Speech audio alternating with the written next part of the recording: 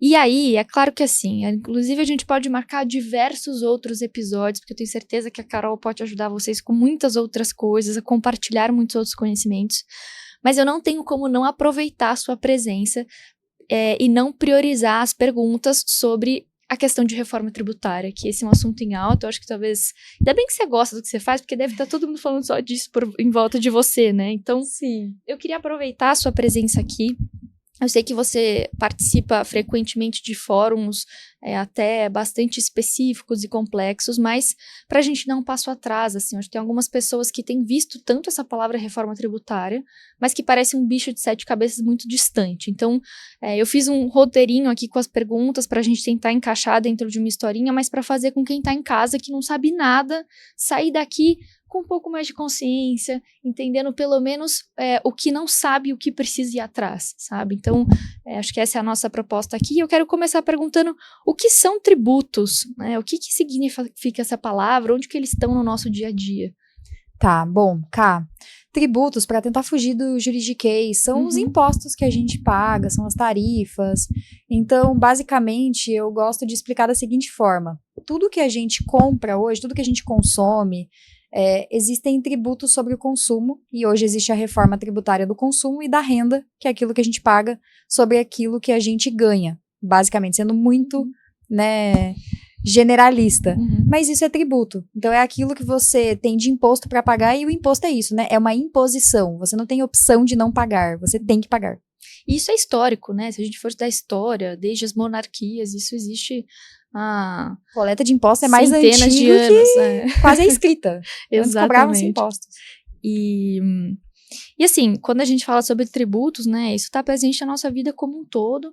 É uma palavra até meio que difícil, mas nada mais é do que quando você compra algo, parte daquilo que você está pagando vai para o governo, e aí, em contrapartida, o governo, como Estado, oferece algo para nós que somos os cidadãos. Então, educação, segurança, enfim, coisas que a gente diretamente não paga, né, como capital.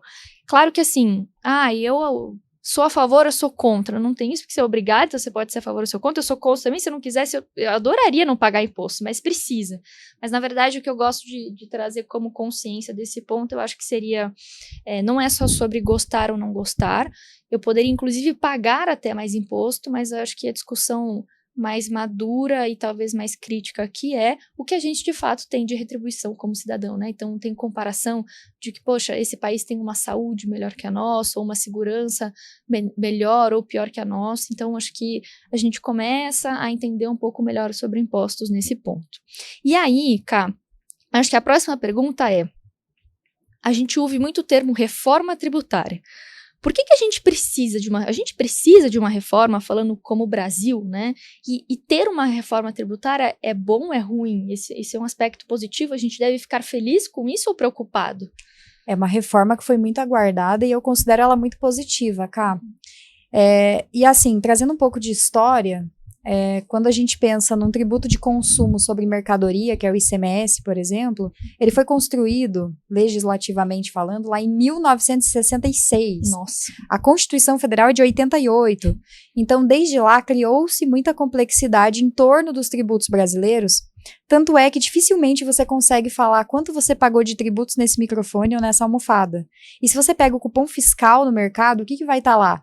Teve aproximadamente 33,82% de impostos, porque ninguém consegue chegar nessa conta hoje em dia. Porque é tanto tributo em cascata que vem vindo de uma cadeia produtiva que é difícil mensurar. E quando não existe transparência, pensando na questão de cidadania, fica muito difícil até para criticar. O combustível aumentou por conta do tributo ou por conta do dólar? Ou por conta da guerra? Você não consegue ter clareza. Então, a reforma tributária, sim, eu entendo que ela é necessária, até mesmo para equiparar um pouco mais o país, né, o Brasil, com as melhores práticas internacionais. Mas, ao mesmo tempo, eu brinco, né? Por que tanto se fala em reforma tributária se ela é positiva? Porque ela vai ter um longo período de transição. Então, pessoal, a reforma tributária do consumo começa agora um teste em 2026 e vai até 2033. E aí, para fechar, eu costumo falar assim: você já reformou a sua casa? Foi fácil? Não, foi horrível. A experiência primeiro piora, depois melhora. É a mesma coisa com a reforma tributária. Perfeito, adorei.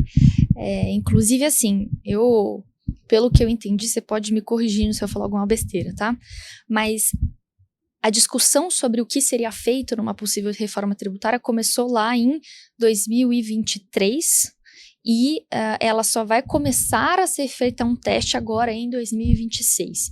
Então, assim, por que eu tô falando isso? Para mostrar que realmente é algo muito complexo e, inclusive, a gente entra num segundo ponto que eu até deixei claro aqui, que é assim, tem bastante coisas que ainda não foram definidas, né? Então, a reforma, ela tem muitos diversos pontos a serem discutidos, desde os tipos de empresas que vão sofrer isso, os valores que vão ser considerados, as novas taxas, né? Então, assim, a gente acabou de entender o seguinte, a reforma tributária, ela vem para simplificar. Aliás, um outro ponto que acho que você pode acrescentar se você quiser falar o Brasil é um dos países que tem a questão tributária mais complexa do mundo, né? Real, pesquisa. Inclusive, fala sobre isso, depois eu continuo a pergunta, acho que vai fazer mais sentido, né? Como é que se compara o Brasil com outros países e por que ou talvez, né, por que nosso sistema é tão complexo assim e por isso que a reforma tem sido positiva? É mais ou menos isso, né? Exato. Além da falta de transparência, a nossa carga tributária ela é complexa também pela multiplicidade de tributos que nós temos, então é uma sopa de letrinhas infinita. Então nós vamos substituir vários tributos por outros novos, mas que tem uma legislação mais uniforme, se equipara muito mais ao tributo lá do Canadá, da Índia, de outros países, que são tributos mais transparentes, por fora, e não com o famoso gross up, que é aquela conta de trás para frente, que você tem que colocar por dentro do preço, você nem enxerga ele. E tem um outro fator que é o percentual mesmo. Então, a nossa carga tributária brasileira, ela é equivalente a mais ou menos 34% do PIB do Brasil. Caramba. E mesmo assim, a gente tem dificuldade de enxergar a contrapartida, né? E o equilíbrio fiscal também, que nunca vem. E aí isso acaba interferindo em vários fatores de inflação, de taxa de juros no Brasil, e dificulta muito o nosso crescimento. Então, é uma balança muito difícil de ser equilibrada. Perfeito, ótimo. Então, assim, entendemos que a reforma vem para simplificar muitas complexidades que a gente tem e que talvez não precisaria, né? Mas, para que isso aconteça, aí voltando no ponto que eu estava, né? Muitas coisas precisam ser definidas e tem coisas que ainda não foram definidas. Então, né, por exemplo, qual tipo de empresa vai ter alteração? Se tem alteração, que alteração vai ser essa? Se é percentual, qual é esse número? Então, tem muitas coisas que ainda não foram decididas. E aí eu acho que a primeira pergunta que passou na minha cabeça quando eu comecei a entender esse assunto foi, mas pode isso? Como é que a gente vai começar a fazer uma coisa que a gente nem sabe o que é essa coisa direito, né? Como é que é para vocês que são da área lidar com essa sensação de começar algo que nem está definido ainda? Você quer a resposta bonita ou a realista? A realista, lógico. A resposta realista é, estamos acostumados, porque em geral a gente constrói muitas coisas no escuro por conta do processo, rito burocrático do nosso sistema tributário brasileiro. Então, por que começa lá em 2023? Porque nós tivemos uma alteração na emenda constitucional 132, e para alterar a Constituição Federal tem um rito burocrático muito mais difícil no Congresso. Por isso que começa lá em 23. Mas basta alterar a Constituição Federal? Não. Eu preciso de uma lei complementar, e essa lei saiu no começo desse ano. Legal. Mas basta uma lei complementar? Não, eu preciso de um regulamento que diga como vai funcionar essa lei complementar. Eis que foi aprovado na madrugada do dia 16 deste mês de dezembro, a regulamentação, mas ainda nem foi para a sanção presidencial. A expectativa é que seja aprovado. Isso a gente está gravando um pouquinho antes do Natal, né? O episódio de Natal, exato. Mas nesse dia de hoje não foi ainda para a sanção presidencial. E ainda não temos a legislação final, nem o texto final. Ou seja, em geral, historicamente, tá? Todos os anos anteriores, dezembro é um mês muito movimentado. Ao apagar das luzes de Natal e Ano Novo, normalmente temos muitas novidades tributárias. E o empresário acorda em janeiro, basicamente tendo que se adequar com relação a um monte de coisas sistêmicas, notas fiscais. Então, infelizmente, estamos acostumados com essa burocracia. Mas, assim, respondendo de forma pragmática, Cá, a gente vai ter essa alíquota, provavelmente, ainda no final de 2026 ou janeiro de 27, para começar a jogar o jogo real. Mas existem estudos, existem projeções, inclusive até falando um pouco da ROIT, da atuação na reforma, nós fomos a única entidade, a única empresa de tecnologia que doou a tecnologia ao Congresso Nacional para simular as alíquotas. E nós acertamos a alíquota 2 vezes na casa, né, decimal, Olha só. Antes do Ministério da Economia publicar o estudo. Então, nós rodamos as mais de 1.000 empresas que tem na nossa base, divulgamos o estudo e logo na sequência veio o estudo também do governo e do Ministério da Economia e acertamos. Então, com base numa estimativa, né, que está em 28% de alíquota do consumo, com débitos e créditos, a gente cria projeções. Então, a Reut desenvolveu uma tecnologia para basicamente reprecificar, entender quanto seria um preço justo trocando tributos para comprar o que a gente compra hoje, de uma maneira muito simplista. Mas aí, como eu até comentei contigo um pouco antes da gravação, né? Qual é a preocupação das empresas? Se eu estou te falando que todos os preços têm tributos e todos os preços mudam, muda o preço dessa árvore de Natal, dessa almofada, da luz que está acesa, do enfeite, da nossa roupa. E aí, vai ficar mais caro ou mais barato? E se ficar mais caro, o mercado absorve? E se ficar mais barato e eu comprar pelo mesmo preço, eu perdi margem? E se eu mudo todos os preços, como é que fica o meu lucro no final do dia? Eu ganho ou eu perco dinheiro? E se eu tiver uma consequência de redução de lucro? Então, eu reduzo também o meu EBITDA, que é um indicador de quanto vale aquela minha empresa perante o mercado. E se minha empresa vale mais ou menos, eu vou atrair mais ou menos investimentos do Brasil ou de fora? Então, existem tantas consequências sistêmicas que as empresas, principalmente neste momento, as grandes e médias empresas estão mais preocupadas, mas as pequenas ainda vai chegar lá. E, Ká, tem um outro ponto, antes da gente continuar nessa linha, que eu queria trazer aqui, que eu fico pensando também o seguinte.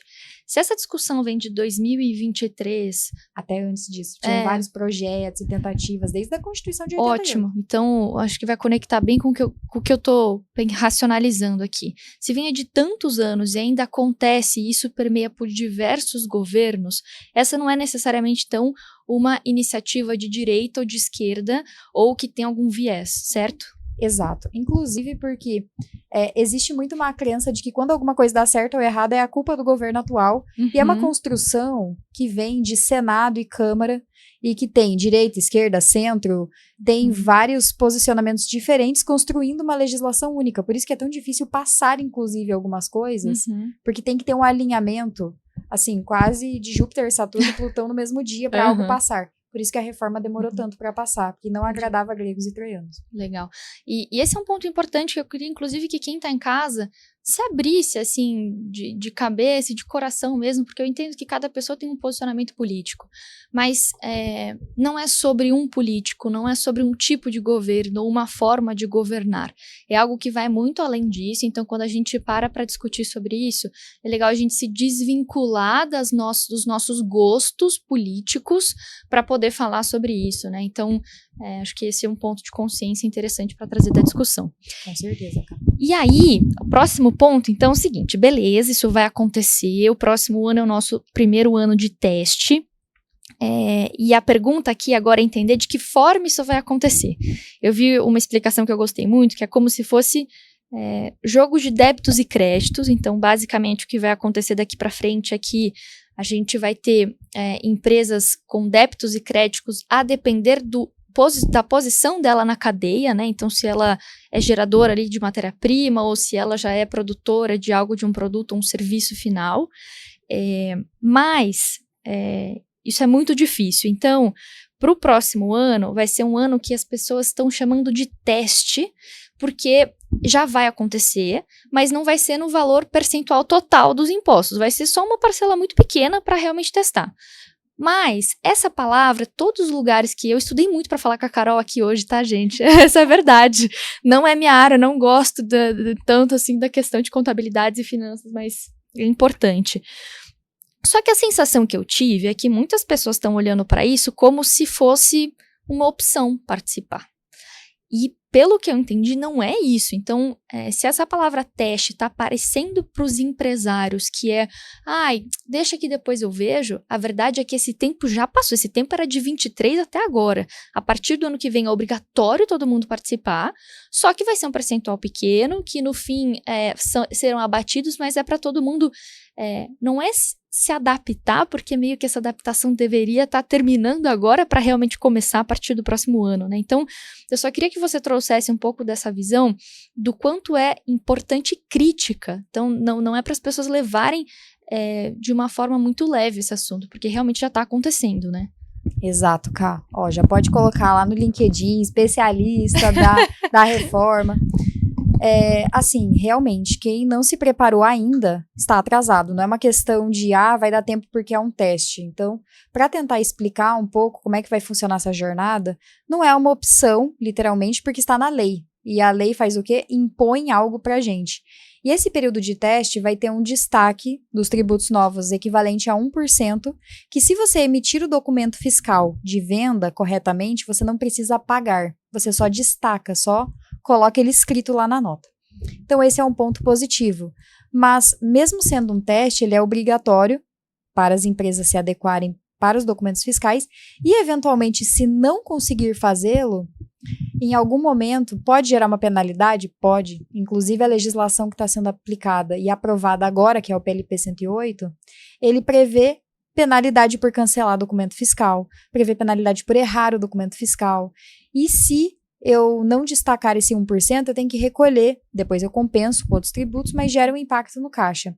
Existem exceções, óbvio, as empresas do Simples Nacional, do MEI, elas estão dispensadas agora desse teste no documento para 2026, mas essas empresas têm um risco sistêmico também, porque os débitos e créditos que você comenta, para explicar para quem não conhece muito, né, o débito vem de quando eu vendo alguma coisa, eu preciso pagar tributo, e quando eu compro, eu recupero créditos e eu pago a diferença, né, para o governo. É mais ou menos essa lógica.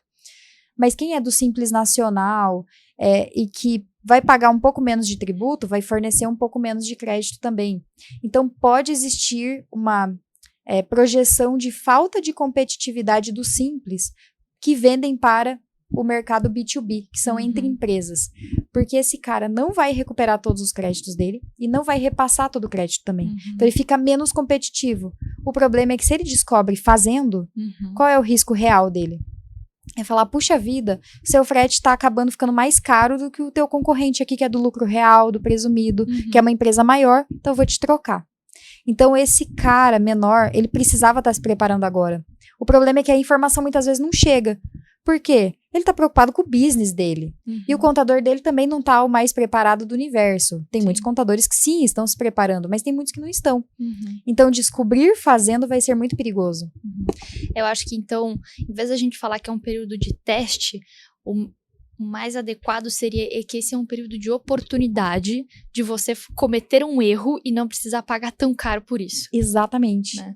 Assim, inclusive, quando você fala sobre isso, eu ia perguntar de novo, né, para você já puxou um gancho legal, que é entender o que é esse débitos e créditos. Então, quando a gente vai pensar em tributação, hoje o nosso estado atual a gente tem tributos na cadeia inteira. Então, é como se a gente fosse não fazer mais esses tributinhos picados e fosse fazer um único tributo, né? Então, mas tenta explicar um pouco melhor essa comparação do como é agora e como que é esses débitos e créditos que vai funcionar daqui para frente. Tá, hoje é um rolo infinito, assim, tá, Cá? Porque cada estado, cada município tem uma legislação, por exemplo. Então, se eu opero serviços e eu tenho filiais em 1.000 municípios, por exemplo, eu tenho que seguir a legislação de cada município.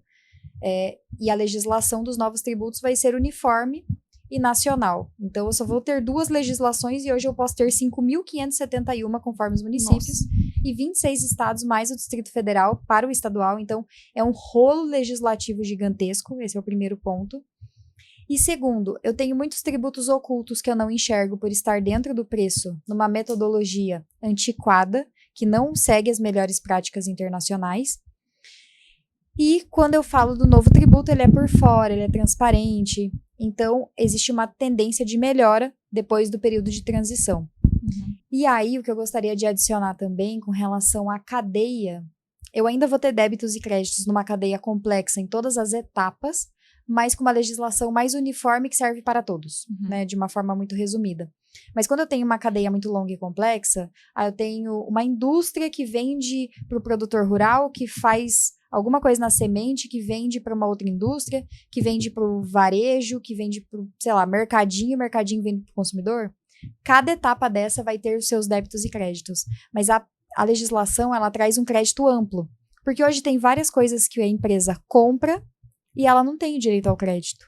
E ela eleva o custo dela. e ela repasse isso para o consumidor. Então, com um crédito mais amplo, tudo que eu compro vai me gerar crédito, em tese eu vou pagar menos tributo. Se eu pago menos tributo, eu repasso menos no meu preço. E aí, claro, existem promessas também de melhorias técnicas, como o famoso split payment, que nada mais é do que um recolhimento automatizado para evitar fraude, porque hoje o gap tributário de sonegação fiscal é enorme. Então, o combo de tudo isso tem uma promessa de melhoria na arrecadação para os cofres públicos e também para que o consumidor final sinta um pouco mais leve essa carga tributária, mesmo com uma alíquota ainda grande do ponto de vista, assim, se eu for comparar com a alíquota de outros países. Então, deixa eu ver se eu entendi. Se aquela empresa, mais lá das matérias-primas, está comprando e já pagando esses impostos, quando eu passo para uma próxima etapa, se essa segunda empresa ou pessoa pagar esse valor de novo, isso é descontado do imposto que ele vai pagar. É mais ou menos isso? Exato. O crédito é sempre equivalente ao débito da etapa anterior. Ótimo. Então, se alguém vendeu por 100 para alguém que comprou por 100, vai tomar o crédito sobre 100. Os 28% seria, então, o preço 128, 100 mais 28, e eu recupero 28 e meu custo é 100. Aí eu produzi, vendi por 200. Então, o meu débito vai ser 28% sobre os 200, vai ser 56. Mas eu recupero os 28 da etapa anterior. Então, eu pago só o net da diferença entre os 56 e 28. Eu pago 28. Então, isso garante que o imposto chegue para o governo, mas que não prejudique também aquela pessoa a pagar um imposto dobrado. Exatamente. Então, a lógica do IVA, que é o Imposto sobre Valor Agregado, é justamente pagar só sobre o que você agregou de valor na tua venda ou no teu serviço, descontando aquilo que você gastou na sua operação. Essa é uma lógica bastante inteligente. E, claro, tem alguns problemas que a gente precisa ainda gerenciar, como é o caso do Simples Nacional, que não recupera tudo e não gera todo o crédito, porque isso causa distorção que gostaríamos de eliminar, mas a gente sempre ouve falar no nosso mundo tributário que foi a reforma possível. Não foi a melhor do mundo, mas ela é boa o suficiente para melhorar o que a gente tem. Legal, muito bom. Inclusive, eu falei a pessoa, né? Mas aqui a gente está falando de empresas. E acho que a próxima pergunta ela já cai bem, que é: eu, como pessoa física, preciso me preparar de alguma forma? Ou é só quem é CNPJ, pessoa jurídica, que vai ter consequências no nosso dia a dia? Eu vou separar essa resposta cá em 2 vieses. Tá. O primeiro é nós, como pessoa física, cidadãos, nós podemos sentir alguma inflação em serviços, porque o serviço hoje tem uma carga tributária baixa e na transição essa carga vai aumentando e a tendência é que as empresas repassem esse tributo no preço. Então, em geral, existe uma tendência dos preços ficarem mais caros por conta dessa troca de tributos. Desculpa te cortar, mas a gente não combinou mesmo, galera, mas a próxima pergunta tá assim, ó. Então quer dizer que os valores de serviços, eles vão subir e vão ficar mais caros? Como é que eu lido com isso? Alerta de spoiler. Então, já respondendo o combo, né? Esse é o nosso risco de pessoas físicas. Talvez o serviço do arquiteto vai ficar mais caro, ou talvez o serviço de manutenção. Sim, os serviços de transporte, armazenagem, os serviços em geral têm a sua carga tributária elevada. Pra você ter uma ideia, os serviços hoje pagam em geral PIS e COFINS e ISS, que é municipal. A alíquota é de 2% a 5%. E o IBS, a estimativa dele é de 18%, quase 19%. Caramba! Ou seja, triplica, não tem milagre. Não tem opção? Assim, se existir uma pressão muito grande entre empresas ou até mesmo do consumidor, pode ser que a empresa de serviços tenha margem para perder. Então eu vou perder 10% de margem porque eu preciso manter o meu preço eventualmente? Pode ser que sim. Pode ser que ele não tenha margem para perder, ele já esteja trabalhando no gargalo? Pode ser que sim. Aí se você quiser continuar comprando, vai ter que pagar mais caro. Então esse é o primeiro viés, da hiperinflação eventualmente que pode vir pela frente. Agora, regras tributárias novas vão ser aplicadas predominantemente para empresas. Mas tem as suas exceções? Tem.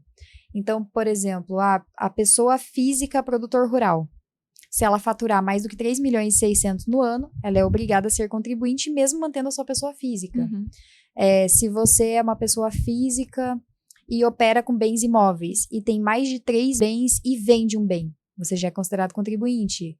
Você tem renda predominantemente de aluguel. e esse aluguel ultrapassa 240 mil ao ano. Então, você teria que ser equiparada a contribuinte. Então, tem algumas regras específicas para o imobiliário, para o produtor rural e para transportador autônomo, né, que faz o transporte ali, mas são situações pontuais. No geral, é mais para as empresas, mas nós vamos sentir aonde? No preço. Tá, que triste. Mas assim, então quer dizer que a forma como a gente faz o nosso imposto de renda, pega as nossas notas e essas outras atividades menores do nosso dia a dia não vão ter alteração. Tá, vou separar em 2 vieses novamente. Tá porque bom. tributário é assim, né, gente? Porque eu gosto complicar, porque né? É isso, cada um gosta de uma coisa, graças a Deus, né, cara? Mas tudo que eu estava falando de reforma tributária que veio lá de 2023 era a reforma do consumo, que são tributos específicos que vai nos materiais, nos serviços, na energia, mas o tributo que a gente sente na nossa renda, do imposto de renda, é um tributo diferente, que é o imposto de renda da pessoa física. Este teve uma aprovação recente, legislativa, que alterou a regra da renda para ter um imposto de renda mínimo. Então, para aquelas pessoas que ganham mais de 60 mil reais mês, vai ter impacto a partir do próximo ano. Para quem está abaixo disso, aqueles que ganham até 5 mil reais ganharam uma isenção. Então, a ideia do governo é justamente promover mais isenção para quem tem uma renda mais baixa e promover uma tributação mais alta para quem tem uma renda mais alta. Essa foi a proposta. Nossa, cada vez que a gente fala sobre esse assunto, eu penso o quanto deveria e precisamos cada vez mais falar sobre finanças na escola, desde o básico, né? Porque assim, vocês estão vendo que ninguém foge. Então, minha empresa vai ser impactada? Bom, se é um CNPJ, já vamos colocar na caixinha do sim. Mas se eu sou uma pessoa física, depende. Mas depende do quê? Então, como é que a gente consegue levar isso para a cabeça de todo cidadão brasileiro, né? De entender, poxa, será que eu estou aqui? Onde que eu procuro ajuda se eu não sei? Com quem eu falo, né? Então, já leva essa consciência para você que está em casa nos ouvindo, para parar para pensar, será que eu procuro algum contador, alguém que entende de contabilidade para eu entender onde que eu estou me encaixando nesse momento? Então, acho que essa é a importância desse nosso papo aqui hoje, né?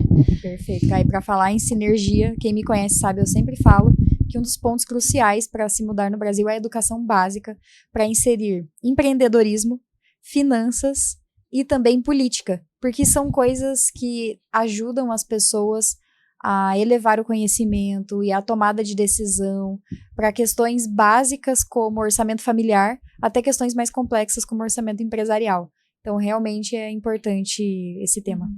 Perfeito, até porque a gente estava falando lá, né, estava explicando um pouco mais sobre esse jogo de débitos e créditos, e o que me fez entender é o seguinte: se você não se adaptar ao sistema, aliás, se você não entrar no sistema porque você já deveria estar adaptado, você não fica no jogo, porque provavelmente você não vai conseguir tirar os seus créditos da cadeia se você não pegar a nota de alguém que está dentro do teu ciclo de fornecimento e descontar, então você vai pagar cada vez mais imposto, e isso vai ficar insustentável, porque você vai ter que pagar muito mais do que você está ganhando. Então, se você não está no jogo, quer dizer, se você não entra no jogo, você necessariamente está fora dele, e você pode falir. Exato. É um risco grave, operacional / sistêmico, e tem mais um ponto adicional aí, não basta pegar a nota, agora vai ter que ter um compliance ou uma estratégia, porque se o fornecedor não paga o tributo dele, eu também não acredito. Então imagina que eventualmente eu paguei mais caro pelo serviço, mas o cara não pagou o tributo dele, eu também não levei o meu crédito para casa, e eu gastei mais, eu perdi 2 vezes, perdi caixa e perdi de ganhar meu resultado lá no contábil, no meu lucro, etc. Então, de fato, as empresas que tem o seguinte discurso, às vezes, generalista, de mas a reforma é para todo mundo vai ter que se adaptar. Verdadeiro. Mas aqueles que não estiverem adaptados e não estão se preparando e descobrirem fazendo, tem o risco de falir. Porque no mês seguinte vai começar a rescindir contrato, vai ter uma movimentação no mercado tão forte que até entender o que aconteceu já é tarde demais. Eu tenho mais 2 outras perguntas aqui para a gente tentar, talvez, fechar essa visão inicial de reforma tributária. E aí, essa é muito mais falando sobre a questão de como vai acontecer na prática, né? Você falou alguns nomes sobre como talvez esse desconto vai ser feito automaticamente, talvez pelas maquininhas, né? Como é que mais ou menos se dá isso? Se eu vou ter que pegar notinha por notinha e mandar para o meu contador, ou tem um sistema que eu vou colocar isso? Você consegue trazer um pouco mais essa clareza para gente? Muito bom, Cá. Essa é uma preocupação real. Inclusive, a Reut, como empresa de tecnologia, foi convidada pelo governo, pelo SERP, para desenvolver tecnologia conjuntamente, e existe a apuração assistida. Então, a ideia não, na verdade, já está desenvolvida e tem teste piloto que já foi feito agora em 2025 com empresas selecionadas. E essa apuração assistida, ela é tempo real.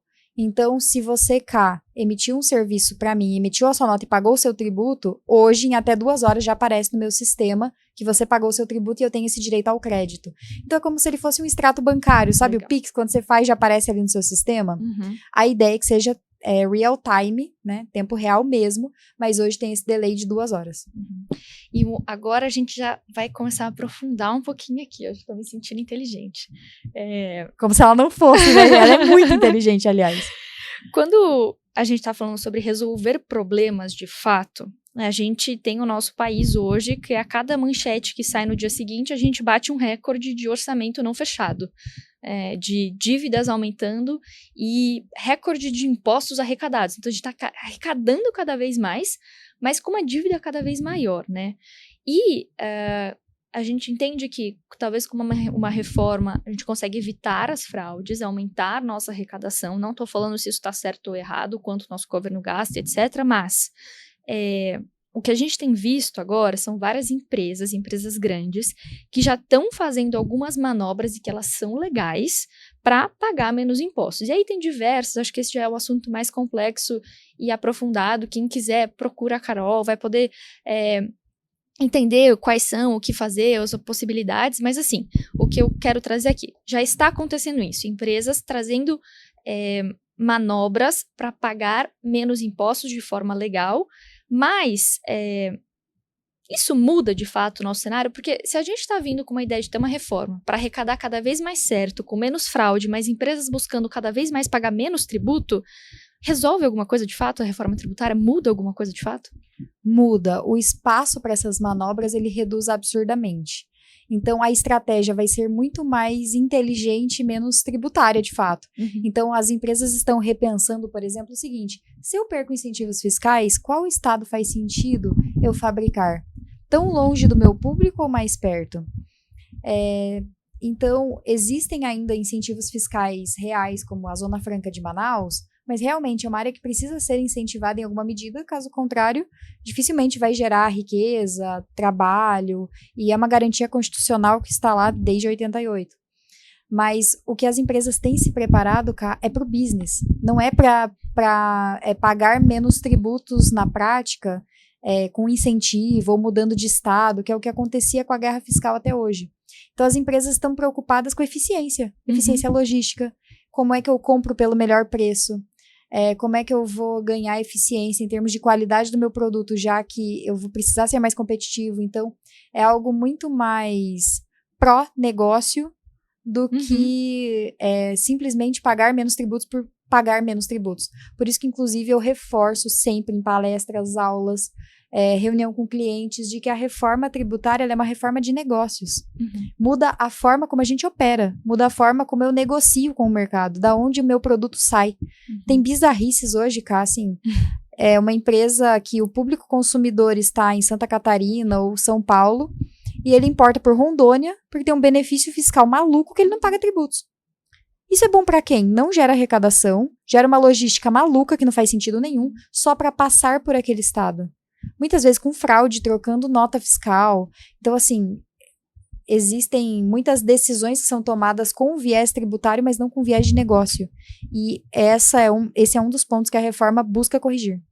Vou fazer várias conexões com o nosso episódio aqui hoje. Então, o medo de gastar mais ajudando você a melhorar, se elevar na tua jornada, a oportunidade que você tem de levar com, como você falou, né, com um bom humor. Então entenda, poxa, talvez eu vá ter que pagar um tributo, mas eu vou poder tirar toda a minha frota caótica que está pelo país para fazer uma logística de algo, então você está, querendo ou não, aprendendo a fazer o seu negócio de uma maneira mais otimizada e mais correta, mas, além disso tudo, não significa que arrecadando direito e mais impostos que vai resolver o problema da nossa questão orçamentária do país, politicamente falando, certo? Verdade, Ká.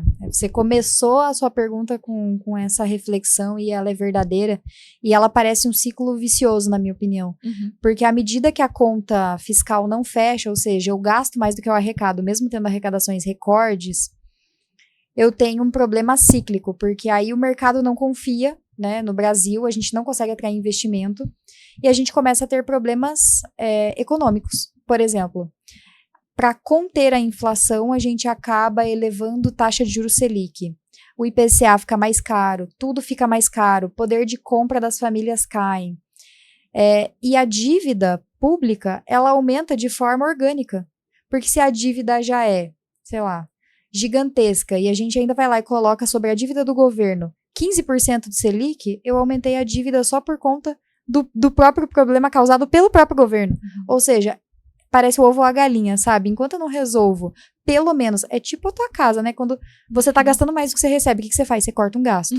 Então, a grande provocação sempre por que não ter uma reforma administrativa antes de pensar na reforma tributária, previdenciária, da renda? Ou seja, a gente tem um problema estrutural, sim, e enquanto a gente gastar mais do que a gente arrecada, a gente gera uma desconfiança não só com o brasileiro, mas com os investidores e com o mundo. E isso não é bom para ninguém. Então, a gente tem sim um cenário caótico, com expectativas de que talvez a gente consiga achar um equilíbrio maior, tendo mais transparência, mas é uma aposta. Não, perfeito. Deu para entender que o buraco é bem mais embaixo, que envolvem muitas questões além das contábeis. É claro que aí aqui a gente pode conversar com diversas outras pessoas vinculadas à política, e esse assunto bem complexo, mas tem algo que me preocupa, assim, aquela frase que a gente fala usualmente de o paladar não retrocede. Então, se o nosso governo não retroceder um pouquinho os paladares e não fizer alguns cortes, é como qualquer empresa, né? Vai chegar uma hora que isso não se sustenta, mesmo que a gente continue batendo recordes e recordes de arrecadação e ache meios para arrecadar cada vez mais. Sim. E eu costumo também falar uma frase que pode ajudar a justificar, né? Às vezes parece que a gente gasta demais e a gente às vezes recebe notícias boas, do tipo dólar baixou, aconteceu alguma coisa boa. Mas assim, eu brinco que quando o Brasil tá ruim, tem alguém pior. Então, num cenário global, quando você pensa, sei lá, na guerra Rússia e Ucrânia, na tensão política entre China e Estados Unidos, na guerra, na possível guerra com Venezuela, a França com, sei lá, a crise do agronegócio. Então, todo esse cenário global, talvez mais caótico que o nosso, faz com que a gente atraia investimento para uma Selic alta. Porque nós temos a Amazônia atrai investimento ESG. Então, a gente acaba levando sorte, mais sorte que juízo. Não é porque nós somos bons em gerir o nosso país. É por conta da conjuntura do cenário que faz com que o dólar dê uma baixada. E, às vezes, as pessoas se iludem e falam, é porque o governo fez isso ou aquilo. Não, às vezes é simplesmente consequência de 20 fatores que fez com que aquilo resultasse em alguma melhora. Então, até hoje, a gente conta muito com a sorte. Mas se a gente trabalhar certinho, sério, nós seríamos já um país de primeiro mundo. Olha só. Bom, Ká, essas eram algumas das minhas perguntas que eu fiz junto com o que o pessoal mandou, mais com o que eu estudei, para tentar trazer ali uma consciência, pelo menos para o pessoal entender o mínimo da onde essa conversa está indo, né? Claro que tem muitas outros aprofundamentos e especificações, mas eu acho que é o suficiente para trazer uma consciência sobre o tema. Então, se a pessoa assistir ao nosso episódio, acho que é o suficiente para ela, falou essa palavra reforma tributária, agora eu já sei um pouco disso, né? Mas eu queria deixar aberto aqui para você, se você acha que tem mais algum ponto, alguma pergunta que não foi abordada, que é importante mesmo nesse nível de consciência inicial, para quem está em casa, se puder contribuir, mas se foram todas tá ótimo, mas se tiver mais alguma coisa pode trazer, por favor. Obrigada, Ká. Inclusive agradeço pelas perguntas, você fez um belíssimo dever de casa. Olha, a Ká realmente ela se empenhou aqui no tema da reforma. Eu acredito que a gente abordou os principais pontos de dores, principalmente para quem não é da área tributária, e ter a consciência que essa não é uma reforma de tributos, mas de preços, e que isso causa uma série de consequências para nós, pessoas físicas, como cidadãos, assim como para as empresas, porque no final do dia, quem é que paga tributo? É a empresa? Não é. A empresa repassa no preço, ou seja, nós somos os afetados. Então, acredito que nós abordamos os principais pontos, Ká, e a dica é, se isso vai impactar ou não a sua vida, na lógica de estudar vários temas, diversidade. Eu também não gosto de absolutamente tudo que eu leio, de tudo que está na minha rotina, mas às vezes a gente realmente precisa conhecer um pouco mais de contexto para conseguir tomar as melhores decisões, né? Legal, muito bom. Então eu queria mais uma vez agradecer a sua presença, agradecer você ter compartilhado esse tempo e conhecimento com a gente. E eu também queria abrir um espaço aqui para você deixar alguma mensagem, o que você quiser, ou para quem você quiser, antes da gente fazer o encerramento desse episódio. Gente, como é Natal, eu queria desejar Feliz Natal para todo mundo. Eu comecei falando que é a melhor época do ano. Acho que as pessoas, elas ficam com o coração mais, sei lá, parece que é aberto, assim. Caloroso, mais né? caloroso, mais friendly. Enfim, é uma época do ano que eu adoro, então aproveitem o Natal. E eu gostaria de deixar como recado final toda essa jornada aqui que a gente comentou sobre reforma, sobre a nossa vida pessoal, profissional, sobre não ter essa questão do equilíbrio. Acho que tudo isso fala muito sobre sonhos no final do dia também, porque seja profissional, seja pessoal, seja fácil, seja difícil, estamos numa época de renovação de esperanças, uma época em que a gente acredita mais do que no ano inteiro e pensa, nossa, vai dar certo. Então, acreditar, né, que sim, você consegue chegar onde quer que seja, na vida pessoal ou profissional. Sei que vai parecer super clichê, mas quando a gente coloca energia nas coisas, as coisas mudam. E para deixar uma dica final, tem um livro que eu adoro, que é O Essencialismo. E o essencialismo, ele até desenha uma barra gráfica com vários direcionadores. Quando você coloca energia em 10 coisas diferentes no seu dia ou na sua vida, a barra de energia, ela sobe muito pouco, porque ela está dispersa. Mas se você coloca em uma das 10 barras, ela automaticamente sobe, porque você está colocando muita energia naquilo. Então é uma questão de decisão. Às vezes a gente tem que colocar energia em várias coisas, às vezes a gente tem que ter um hiperfoco para conseguir chegar onde a gente quer. Então, esse é mais um livro que eu gostaria de deixar como dica final. Obrigada, mais uma vez, obrigada pela sua presença. É muito bom ter você aqui. Eu queria que você soubesse que as portas do ElevaCast vão estar sempre abertas para você. A porta da Karina também, sem dúvida alguma, sabe que pode contar comigo profissionalmente, pessoalmente, e a gente vai depois marcar nosso almoço, nosso cafezinho ali em janeiro, deixa essa virada de ano acontecer. Mas obrigada de novo. Com certeza. Ká, muito obrigada pelo convite. Você sabe que a recíproca é totalmente verdadeira, né? Pode contar comigo. E o que eu puder, enfim, ajudar em alguma medida. Eu tenho muito conteúdo gravado, LinkedIn, Instagram, pode ajudar as pessoas. E estamos aí, né? Nessa jornada, reta final do ano, muita coisa para ser feita. Mas, assim, foi um prazerzaço mesmo estar aqui com você, dividindo histórias, dividindo um pouco da nossa jornada de Harvard. Foi, assim, sensacional, Ká. Só esperando aqui encerrar efetivamente para te dar um abraço bem apertado, natalino. Obrigada de novo. E é claro, eu quero deixar aqui meu agradecimento especial a vocês que estão aí em casa acompanhando a gente até o final. Lembrando que nós temos novos episódios todas as quintas-feiras, ao vivo ou gravado, e que esse programa foi feito com muito carinho para vocês. Então, se você está gostando de tudo que aconteceu, se já conseguiu se elevar um pouco com os nossos episódios até aqui, é o que nos deixa feliz. E aproveitando esse clima de Natal tão especial, de final de ano, eu quero desejar a você e a sua família um Feliz Natal, repleto de paz, presença e bons encontros, e que esse seja um tempo de reflexão, gratidão e renovação, e que o próximo ano venha cheio de novos sonhos, coragem para realizá-los e motivos para celebrar cada uma dessas conquistas, por menor que elas pareçam. Eu desejo um ótimo final de semana, um beijo, um abraço e eleva!